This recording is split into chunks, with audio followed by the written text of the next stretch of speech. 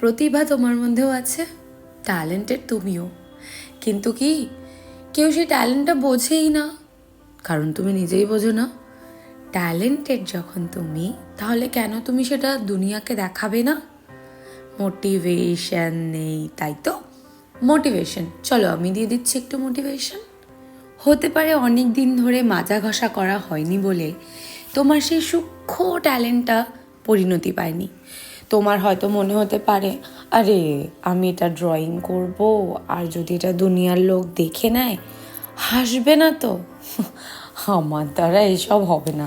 এই চিন্তা ভাবনাগুলোই তো আগে দূর করতে হবে। কে কি ভাবলো, কে কি বললো, এটা যদি আমরা সারা জীবন ভাবতে থাকি না এইভাবেই, আরে আমরা বাঁচতেই পারবো না। একটাই তো জীবন, একবারই তো বাঁচবো, বারবার তো নয়। কিন্তু নিজের মনের মতো করে বাঁচতে পারবো না। এটাকে বলেছে আমার জীবন, আমার যেমন করে ইচ্ছা হবে আমি তেমন করেই বাঁচবো। ও বাবা, আমি জানি জানি তুমি অনেক ব্যস্ত থাকো, তোমার কাজ আছে, ঘরের কাজ, বাইরের কাজ, আবার একটা ছোট্ট বেবিও তো সামলাতে হচ্ছে। এত কাজ করার পরেও কি আর টাইম থাকে? হ্যাঁ থাকে, না থাকলে বের করতে হয়। নিজের জন্য টাইম বের করবে না? নিজের জন্যই তো সব থেকে বেশি টাইম বের করবে।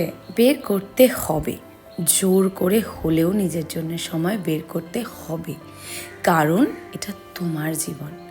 আর যেমনটা করে তুমি চাও, সারাদিন সবাইকে টাইম দেওয়ার পর কিছুটা সময় তো নিজের মতো বাঁচো, একটা ঘরে নিজের মতো করে, যেমন তুমি চাও তেমন ড্রেস পরে, যেমন তুমি চাও তেমন মিউজিক চালিয়ে, যেমন তুমি চাও তেমন কাজ করে। তুমি সেলফিশ নাও। কে বলেছে এটাকে স্বার্থপরতা বলে? ধ্যাৎ। তুমি তোমাকে ভালোবাসবে, এতে আবার স্বার্থপরতার কি আছে? তুমি নিজেকে না ভালোবাসলে অন্য কেউ যে ভালোবাসতে পারবে না। তুমি নিজেকে সম্পূর্ণ না পছন্দ করলে অন্য কেউ তো পারবে না।